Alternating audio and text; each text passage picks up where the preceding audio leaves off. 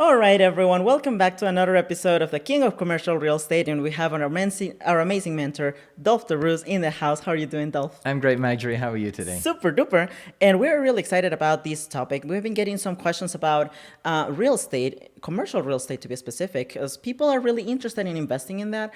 But for someone that is coming from a really basic level of real estate, how can we get started into this game? So the first question that we got on social media was, how did you do it for educating yourself on commercial real estate? What are some of the resources that you used?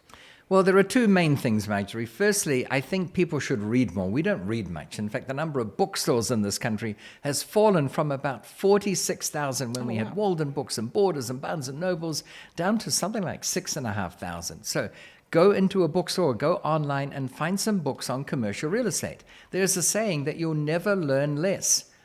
I don't think there's such a thing as a bad book on real estate. There are good books and there are better books, but you won't unlearn something or you won't get confused. You've got to know the difference between collateral and equity. And it's pretty easy to learn the difference. And once you know it, you'll never unlearn it. You'll never forget what it is.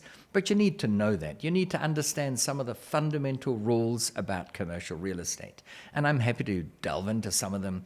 One of them is that with residential, a common formula is that the return, sometimes it's called the ROI, return on investment, sometimes it's called the yield, but the return is essentially the rental income divided by the purchase price of the property. So if you buy a property for $100,000 and the rental per year is $10,000, then the return is 10%. So you need to know that. And a formula that is more commonly used in commercial real estate is that the value of a commercial building equals the rental income divided by the cap rate. Now, some people are going to say, there it goes already, it's getting confusing. Well, if you're confused by the word cap rate, don't forget, when you're born, your brain is like a hard drive that is blank. It's got no words in it. You don't even know yet whether you're going to be speaking English or French or German or Japanese or whatever. And then you hear sounds around you that eventually you think, well, they seem to be emanating from big babies who also feed me. And then you started noticing that when someone says, pass me this button, that someone else passes this whatever thing, it's a button, and you start to learn what the words mean. So when you don't understand a word and you're a baby, you learn it. So when you don't know what cap rate is, find out what it is. And I'll tell you right now, cap rate is short for capitalization rate. It literally means the rate at which you capitalize the rental income to arrive at the value. So the value of a commercial building equals the rental income divided by the cap rate. And if you didn't know what a cap rate was before and you've got an inkling at least that the word exists now, then you're already better off than you were 4 minutes ago. So get some books on commercial real estate. That's one thing to do. The other thing, I said there were two things. The other thing that is crucial, and most people are too scared to do this, is start looking at commercial real estate. I know you're going to say, but I don't know what I'm going to be looking for. I'm going to look like a fool when I go to an agent and I say, I want to buy a commercial property. And he says, okay, what sort of things are you looking for? And you're going to say, something with a roof. It doesn't matter. When you buy your first car, do you know the difference between a clutch, or I guess there aren't any clutches here, they're all automatic cars, but the gear shift lever and the indicator stick or the turn signal stick, you don't know any. You have to learn that. You have to learn somewhere. When you look at when you go out into the field, you found a listing online, you've gone to an agent or a buddy of yours says, I found this property, let's look at it together. And you go and look, you'll learn infinite things about it that you didn't know. So you'll learn about commercial leases and how they really are the centerpiece of a commercial real estate transaction. That without a lease, the property is not worth much, but with a good quality lease to a good tenant, like a government tenant, that's a really coveted thing. Why are government tenants so good? Because if the government doesn't pay the rent, you've got more problems than not collecting your rent. Your country's going bankrupt. Oh, wow. And that's why people are willing to pay a premium to buy a building that is leased by a government department. Therefore, the cap rates will be lower. Everyone thinks they should be higher. No, a lower cap rate means that for a given amount of income, people are willing to pay more money for it. They're willing to accept a lower return. So cap rates on Wall Street, which is probably the most coveted real estate in the world for commercial property, they can be as low as 1.5% or 2%, depending on the economy. In other words, people are willing to spend 50 times the rental income to buy that rental income. Oh, wow. Whereas if you're in the backwaters of nowhere and you've got a podunk town, I won't mention any because invariably someone listening will say, well, I'm from there, how dare you insult it? But at some point, the cap rate might be 20%, meaning people are only willing to pay 5 times the rental income to buy that instead of 50 times. So that's really how commercial real estate is evaluated. And it's this really easy thing to learn. Again, I keep bringing it back to what I spent 8 years at university studying, electrical engineering. The effort required to get a PhD in electrical engineering is infinitely greater. Well, infinite's a big number, but it's vastly greater than the effort required to learn all you need to learn to be a really successful and wealthy commercial real estate investor. And yet people still don't do it. The funny thing I feel like is that we already are going to elementary school, so many years of high school, and we already took the time to learn those things by researching and also doing our homework. I feel like with real estate, especially commercial real estate, it's the same. Like as long as you are willing to do your research and invest the time on learning, you're more than able to do a good deal and find a good deal and also fund it. Well, I would go beyond that. I would say, why do we spend 14 years at school, kindergarten, junior, middle school, high school, learning things that will be of no value that you can look up on the internet? Mm-hmm. You know, my daughter had to learn the capitals of all the states and the names of the rivers in Canada going from left to right or west to east or whatever. Why? You can look that up. And anyone who learned those things, if you ask them now, they probably don't remember. And what consequence? But they didn't teach our kids how to balance a checkbook. You know, in fact, checks aren't used that much, but how to balance a bank account or how to figure out how much you've got there or how to make a transaction. The things that I think would be really useful, they don't teach. Because I think what's going on is in school, we're taught skills that you can use in a job to swap time for money. And why are we taught those things? Because school teachers, by definition, have a job. They are already people who swap time for money. And school teachers are a great crowd. I'm not dissing on them at all. I love them. Some of them have done great jobs and service and all that.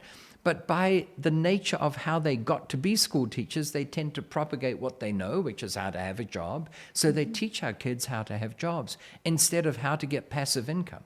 In fact, that reminds me, Marjorie, of an incident with my own daughter. I hope she doesn't mind me relating this, but she must have been 5 or 6, and she got it in her head that she wanted a gumball machine. You know what a gumball machine is? You put a coin in, usually a quarter, and you twist this handle, and this gumball, a hard piece of candy or a lolly, it's called in some parts of the world, goes rolling around this spiral thing, and it's this visually stimulating things for kids, and then it comes out, and you can eat the gumball.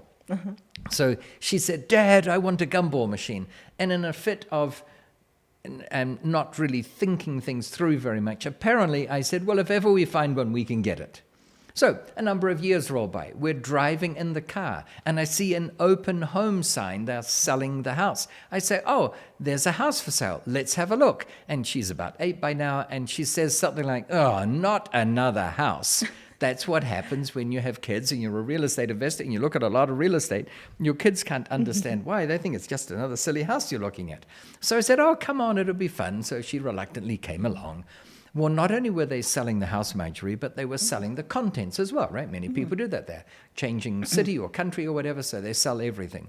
And at one stage, my daughter comes running to me and says, Dad, they're selling a gumball machine. And I said, well, that's nice. And she said, no, but Dad, remember, you said that if ever we find one, we can buy it. Ooh. I know. I said that? She said, yes. Mm-hmm. Now, here's a note for our listeners and viewers. I'm the parent, right? Mm-hmm. She's the mere kid. Just because I said something years ago, does that mean I have to do it? Well, integrity. Yes, it comes back to integrity, Marjorie. You're absolutely right. How can we expect our kids to have and display integrity when we don't have it with them? That's right. When I said, did I say that? And she said, yes. I said, we better find out what they're asking for it. So I turned to the guy selling the house and the contents. And I said, I hear you're selling a gumball machine. And he said, where's your accent from? And I said, I don't have an accent. You all have an accent. It's called an American accent, right? And he laughed. And he said, where are you from? I said, I'm from New Zealand originally. He said, what do you do? I said, I'm in real estate. He said, residential? I said, no, commercial. He said, why don't you come back tomorrow morning and we'll have a coffee? So I said, all right, I'll bring the biscuits. And he said, what are they? And I said, they're cookies. So anyway, we came back the next morning, and he had this gumball machine with a red ribbon around it, and Oh, he wow. gave it to my daughter. Now, full disclosure, I have a suspicion he knew who I was and he was trying to ingratiate me in somehow so that I might be induced to buy this house of his. But be that as it may, he gave the gumball machine to my daughter. So we struggled to get it in the car, not because our car was so small, but because the gumball machine was so big. But we managed to get it in. And then as we were driving home, I said to my daughter, I said, you know, honey, there are 3 things we can do with this gumball machine. And she looked at me as if to say, what do you mean? I said, well, he gave it to you, so it's yours. So the first thing we could do is we could sell it on, say, eBay, and then whatever it generates in revenue, it's yours. She said, but Dad, don't make me sell it. I've always wanted a gumball machine. What's the second thing? I said, well, we could fill it with gumballs, and then every day you'd have 4 or 5 of them, and we could make both you and the dentist very happy. And she looked at me and said, I kind of like that idea, but I get the feeling you don't. You know, what's the third option? I said, well, option 3 is that we find a place where we can put this on location, and then every week you and I will go there, we'll replenish the gumballs that have been sold, we'll collect the money, the quarters from the sale of gumballs, we'll share some of those quarters with the owner of the premises because he contributes to you being able to, and you'll have your first form of passive income. And my daughter said, well, I still like option number 2, but I get the feeling that option number 3 is the one we might end up going for. But what a way of teaching kids about passive income and making it exciting. That's awesome. And she still has the gumball machine then? She still has the gumball wow. machine, and now she has it on location, not for the revenue it generates, because you've got to believe me, a quarter at a time doesn't. In fact, she just had to buy a new box of gumballs, which she got from Costco, and she buys 850 of them for $33, so you can work it out. It's, I think, 3 or 4 cents a gumball, and she sells them for 25 cents. So the profit margin is huge, right? Right. But it's still small time. When you add in the gas to go there and collect the coins and the $3 parking fee to park near this venue, I don't know. But it's the principle of it. That's right. And what a great way of teaching passive income. And my point is, why doesn't every classroom have a gumball machine or something like that? And they all go out and they put it on location somewhere. And each week, a different kid, it's their turn to go and collect the money and replenish the gun. But that would teach them about passive income instead of swapping time for money. That's right. And I feel like for all our audience that are listening to us, you don't have to be scared of starting investing. Because literally your daughter, she was so little and she started collecting passive income at that age. So for all of you guys that are listening to us, don't be afraid of starting in the game of commercial real estate. Just start looking, just as Dolf said, and start doing your research so you can start on this. Also, speaking about real estate, you mentioned that there were different types that you were looking at, and that when we go to an agent or a broker, they may offer us different types of buildings. So how can we find the type of building that is more tailored to what we want to invest on?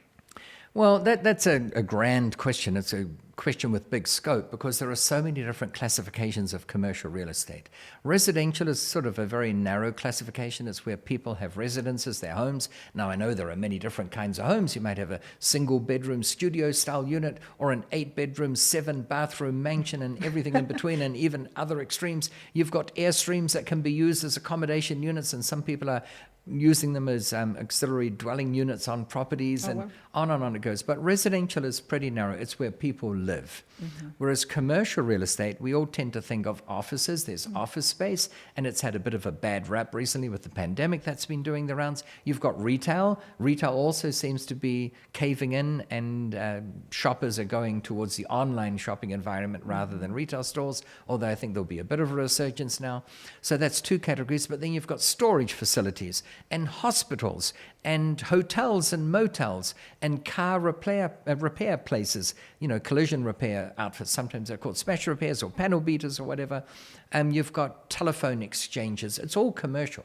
Any property that is governed by a commercial lease is in that category of commercial real estate. So you're absolutely right, Marjorie. There are so many different categories. You could try and look at them all, but how would you understand what makes a good telephone exchange when that industry is changing? We're going to smaller and smaller electronics. What used to take massive buildings with mechanical click, click, click, click things, as you use the old rotary dialers for those who are old enough to have seen a movie where there was a rotary phone. We've gone to digital phones, and now it's even cell phones and all that sort of thing. So everything changes all the time. So I'm not saying there is one particular category you should look at. I started looking at everything, just whatever I came across. And you soon found something that had an oddball nature to it. So I'll give you an example of a weird one. When I was, this is, 3 or 4 decades ago now, but I came across a building which was a funeral parlor. Now, what happens in a funeral parlor? Well, they process bodies there that are no longer breathing. And it's, when you think about it in too much detail, it's not a particularly pleasant thought. They shove hollow stainless steel tubes inside these bodies and drain all the blood out and replace it with formaldehyde. And this is all for good reason. They dress them up there. They put smiles on their faces. There are chilling rooms and viewing rooms and slumber rooms and an extra long garage so that a hearse, which is already a long vehicle, can be inside the garage, and they can pull a long coffin out the rear end, and it's all under cover so that when it's raining, the recently departed doesn't get wet. Right. So when you think of it in those terms, it's kind of, it's a bit icky, and who wants to focus too much on that? But the building had been vacant for 3 years. It had gone up for auction. It had failed to meet the reserve, which means it didn't reach the minimum price that they wanted for it, and it was still on the market. And my question to you is, what would you have done with this vacant funeral parlor that had been vacant for 3 years? The market had shown that there wasn't a buyer for it. Oh, wow. Yeah, that makes it a little bit tricky because you would have to tailor that building to a specific clients that may want to lease that building. You mean a client other than a funeral director? Probably someone in the same field, I would say. Probably, yes. Yeah. I mean, it'd be awkward turning it into something like a restaurant. I know. Think, So here's what I did. I did not buy the building in the hope that I could find a tenant, because what if I couldn't? Right. But I did employ someone at the then going hourly rate, which at the time was $8 an hour, to phone every funeral director going further and further away from this building. Now, she caught a lot of flack because they'd say, "How did you get my number? Take me off your list, or don't you ever dare call me again." But her pitch was, there's this vacant funeral building that's custom made as a funeral parlor. Is there any desire to operate here? And at the end of the second day, it was right at the end of the second day, she came across someone who said, "Oh, yes, I've always wanted to operate here." And at that stage, she said, "Well, let me put you on to Dolf." So I got on the phone and I said, "Listen, there's a vacant funeral parlor for sale. If you want to buy it, buy it." Now, why would I offer it to him when I want to buy the building and be the investor? And my answer is, the last thing I want, Marjorie, is to have a tenant who begrudges the fact that he pays me rent every month only because I beat him to it. I wouldn't want a relationship like that. But I knew that in all probability, and in this case I was right, that he didn't want to buy the building. He probably didn't have the capital. He had no interest in owning the real estate. And as he told me, he said, "No, I know how to run a funeral parlor business. I want to lease the building from someone." And then, I said, "Okay, we'll go and take a look at the building. And if you like it, we might be able to do a deal." So he went and looked at it, and he called me back and he said, "Oh, it's perfect. It's got everything I need. I love it. What can we do to go ahead with this?" And I said, "Well, here's the deal. Let's write up an LOI, a letter of intent. Sometimes it's called a heads of agreement. And this is a document where, subject to me buying the building, he will become the tenant. In other words, if I buy the building, he's a tenant, guaranteed for me. But if I don't manage to buy the building through no fault of mine, then we don't owe each other anything." And he said he's willing to do that. But he did say, "Not so fast, Sonny Jim." He actually used those words. "Not so fast, Sonny Jim. I'll only do it if you give me a long-term lease." Oh. Now you think about it. With residential property, a typical tenancy agreement is 12 months. Occasionally that 2 years, but not very often. Very commonly it's a year. And then the idea is that you renew it year by year. But what usually happens is there's a clause in a residential tenancy agreement where if it's not renewed, then it automatically goes month to month. And I find more often than not, for many smaller landlords, people who are starting out in the game, or they have 1 or 2 or 5 or 6 properties, their yearly renewals get forgotten about, and it goes month to month. And what's the difference? Because if the tenant's going to leave, they're going to leave anyway, and you get a new tenant because it's a good market out there right now. So that's what happens on the residential side. But with commercial, tenants tend to want longer leases. Right, in the City of London, which is separate from London itself, but in the City of London, lease lengths typically were 25 years. Now they've been scaled back to about 15 years. On most of my commercial leases, people sign up for 6 years, sometimes 8 years, occasionally 4 years, but they want longer leases. So this guy said, "I'll only do it if you give me a long-term lease." Now, this is good. That's You don't great. get that with residential. Now, in one of my books, Real Estate Riches, I talk about 8 golden rules. And one of the golden rules, Marjorie, is never be the first to name a figure, because that person usually always loses. That's right. What do I mean by that? You and I want to, you're selling something to me, a bag, and I'm buying a bag. And I know that I'm willing to go up to $20 on that bag, and you'll accept as little as $4. So who do you think is going to win? The person who names the figure first? If I say, well, I'm not going to tell you I'm willing to go to 20. I'm willing to go to 10. You would have accepted 4. That's You'll right. say, okay, how about 12? And we've got a deal, and I might do it. On the other hand, if you were to say, I'm not going to tell him that I'll accept 4, I'll pretend I'll go down to 8. And you'll say, well, how about 8? I'll say, well, that's a bit expensive. How about 6? And we might do a deal. So the first person to name a figure usually loses. So I would have been happy with a 5-year lease on this funeral parlor. But fortunately, I didn't say that. How about 5? I said, just how long do you want? And he said, I'll only do it if you give me 10 years with a right of renewal for another 10 years. Oh, wow. Well, in the bank size, rights of renewals are usually included in the lease term for their mental calculation anyway. So he was signing up for 20 years. Oh, wow. This is good. But it's another advantage of commercial real estate. So we signed the heads of agreement. I went ahead and had a crack at buying the building. I managed to buy it. He became the tenant. He was very happy about being the tenant in this building. I was very happy about being the landlord. Now, if you'd asked me a week before I came across this funeral parlor, what sort of commercial real estate are you looking for? I don't think in a million years of Sundays I would have said, you know what, I'm going to go after places where they process dead bodies. It wouldn't have occurred to me. But there are so many categories. I think it's fair to say with just about every commercial building I own, perhaps other than office space and retail, which is pretty easy to dream up, I wouldn't have thought that I'd end up owning them.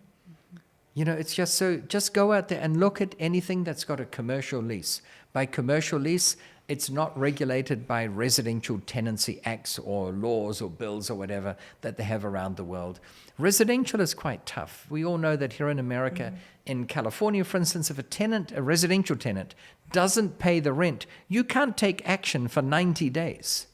And the assumption is it's not the poor, unsuspecting, kind, friendly, sweet, innocent tenant that he can't pay the rent. It's not his fault.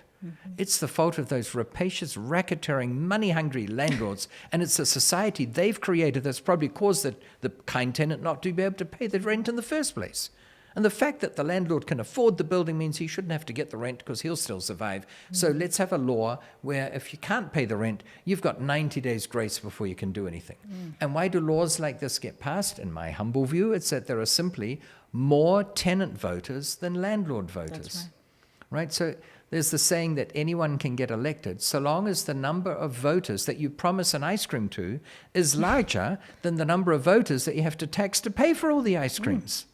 I mean, you look at it in that light, you suddenly start to say, that kind of makes sense. So But that's not the case with commercial real estate in this. and that's the point. Even in a tough state like California, they don't have rules. The government tends not to stick its nose into commercial transactions because our economy is based on commerce, right? So we need commerce to flow. So most commercial leases state that if the rent's not paid by the due date, there'll be a penalty of X%, and then there'll be interest charge at the rate of 1% per month or whatever it is, which gets added on. And many jurisdictions allow you to what's called distrain for rent, which means if the tenant hasn't paid after a certain period of time, you can seize the premises again. Now, you can't seize any of their stuff. That's called kidnapping or holding against their will or whatever. But you can seize the premises, change the locks, and their plant and equipment, their inventory, their stock, their They can't supplies. access it. Well, you have to then sell it under certain prescribed conditions, put it up for public auction, certain minimum number of ads, minimum days before the auction, minimum ad size, and the proceeds can go to paying off the backlog of rent, and then any penalty interest and any interest on that. And if there's any surplus after that, it has to go back to the tenant. But you never have to do it. I've never done that because the tenants know that you can do that. So if you've got a tenant who leases the house he lives in and the office he works out of, and he has enough money for one of them but not both, he'll pay the commercial rent and not the residential one because, you know, the landlord can't do much anyway. That's right. So it's just another one of the many, many advantages of commercial real estate.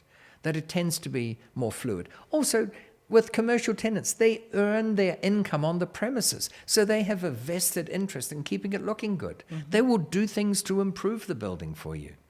And they will definitely try to keep that same location as much as they can because probably their customers are used to it as well. Well, it's a very good point. The official word for that is goodwill. There's a certain element of goodwill that's built up when a client base knows that their whatever health provider operates out of a certain premise.